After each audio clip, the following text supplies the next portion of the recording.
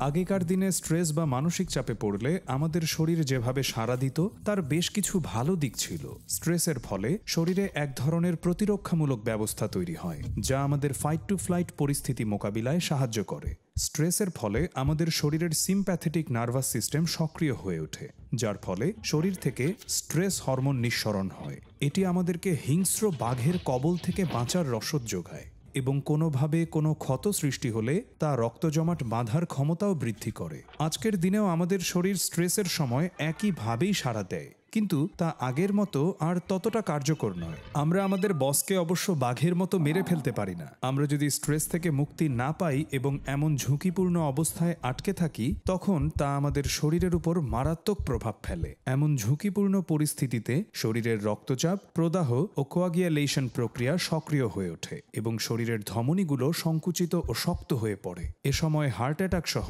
নানা ধরনের বিপজ্জনক রোগের ঝুঁকি তৈরি হয়।